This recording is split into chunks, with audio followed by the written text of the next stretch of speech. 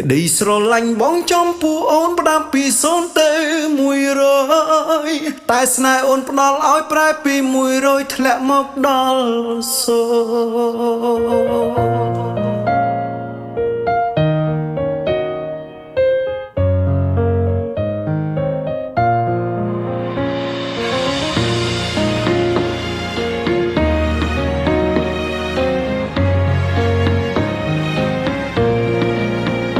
ទំនុកចិត្តលើខ្លួនឯងពេលនេះកំពុងតែបាត់បង់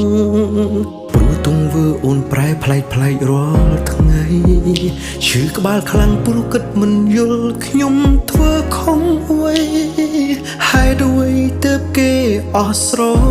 ឡាញ់អូនបញ្ចេញមកហើយរាល់កាយវិការអាត្មានិយមខំពីពេលមុនល្អដាក់បងខ្លាំង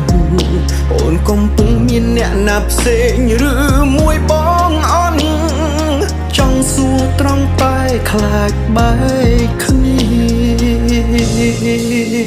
ក្តីស្រឡាញ់បងចំពោះអូនផ្ដាំពី0ទៅ100តែស្នេហ៍អូនផ្ដល់ឲ្យប្រែពី100ធ្លាក់មកដល់0ត្រូវផ្គប់អូនបែបណាទើបយើងអាចដូចមុនពេលនេះក្បែរអូនសែនរងាឃើញទង្វើអូនប្រែប្លែកបងឆ្អែតបាយមិនបាច់ញ៉ាំព្រោះស្រឡាញ់អូនខ្លាំងទើបទ្រាំឈឺចាប់មិនចង់បែកគ្នាបាត់លំនឹងជីវិតបេះដូងផ្ដើមក្រំគ្រាឬដល់វេលាអស់និស្ស័យ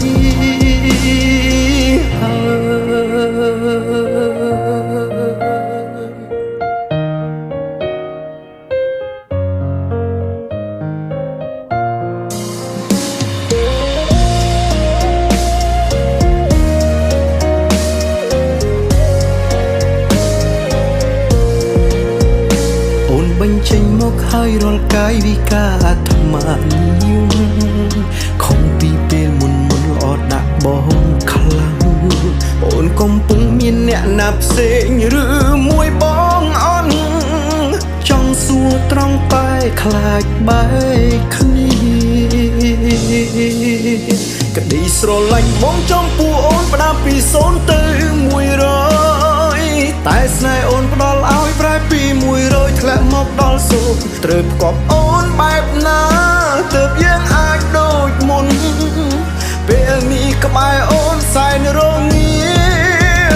ឃើញទង្វើអូនប្រែប្លែកបងឆ្អែតបាយមិនបាច់ញ៉ាំ